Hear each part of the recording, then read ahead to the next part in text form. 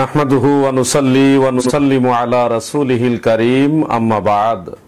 দূরে এবং কাছে, দেশে এবং প্রবাসে যারা যেখান থেকে দেখছেন সবাইকে জানাচ্ছি আন্তরিক অভিনন্দন ও মোবারকবাদ। প্রিয় মুসলিম ভাই ও বোনেরা, পবিত্র মাহে রমাদানে একজন রোজাদারের জন্য গুরুত্বপূর্ণ একটি আমল হলো সাহরি ভক্ষণ করা। সাহরি ভক্ষণ করা মূলত সুন্নাহ। রাসূল আকরাম সাল্লাল্লাহু আলাইহি ওয়াসাল্লাম ইরশাদ করেছেন, সহি বুখারীর 1923 নং হাদিসের মধ্যে উল্লেখ, তাসাহহারু ফাইন্না ফিস সুহুরি বারাকা, অর্থাৎ আল্লাহ রাসূল বলেন, তোমরা সাহরি ভক্ষণ করো, কেননা ইহার মধ্যে বরকত নিহিত রয়েছে।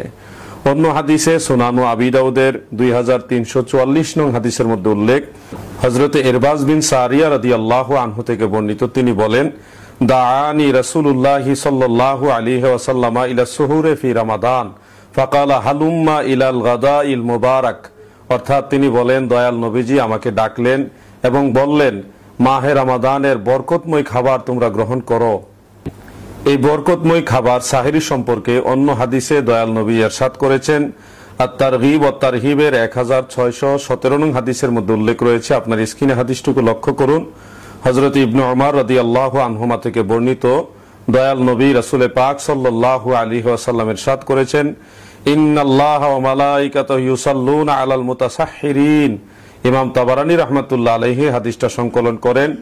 দয়াল নবীজি ইরশাদ করেন, যারা সাহরি ভক্ষণ করে তাদের উপরে স্বয়ং আল্লাহ পাক এবং ফেরেশতারা সব সময় রহমত বরকত নাজিল করতে থাকেন। সুবহানাল্লাহ। এই বরকতময় সাহরি যারা ভক্ষণ করে, সেই ভক্ষণের কোনো হিসাব আল্লাহ পাক হাসরের ময়দানে নিবেন না। যেমন এই ব্যাপারে তাবারানীর মুজামুল কবির এবং মুসনাদু বাজ্জারের একটা হাদিস, আত-তারগীব ওয়াত তারহিবের 162 নং হাদিস ইমাম মুনজিরি রাহমাতুল্লাহ আলাইহি উল্লেখ করেন, দয়াল নবী রাসূল পাক সাল্লাল্লাহু আলাইহি ওয়াসাল্লাম ইরশাদ করেন, সালাসাতুন লাইসা আলাইহিম হিসাবুন ফীমা তুঈমু ইযা কানা হালালান। তিন শ্রেণীর ব্যক্তিদের হালাল খাদ্যের কোনো হিসাব নেওয়া হবে না। সেই তিন শ্রেণীর মধ্যে প্রথম শ্রেণী হলো আস-সাইম, রোজাদার ব্যক্তি যদি রাতের বেলায় কোনো খাদ্য গ্রহণ করেন তাহলে তার কোনো হিসাব নেওয়া হবে না।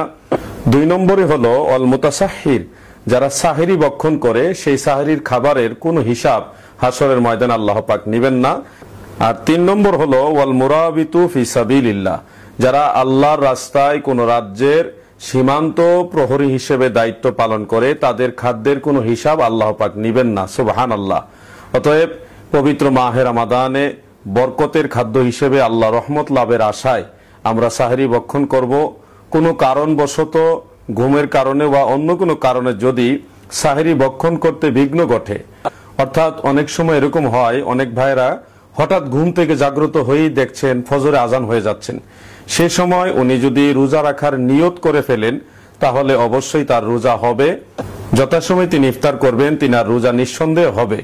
তবে ফজরের আজান হচ্ছে জেনেও যদি কেউ সাহরি মনে করে কোনো খাবার গ্রহণ করেন তাহলে অবশ্যই তার রোজা হবে না। কারণ রোজা রাখার জন্য শর্ত হলো সুবহে সাদেক থেকে সূর্যাস্ত পর্যন্ত সকল প্রকার পানাহার এবং স্ত্রী সম্ভোগ থেকে বিরত থাকা।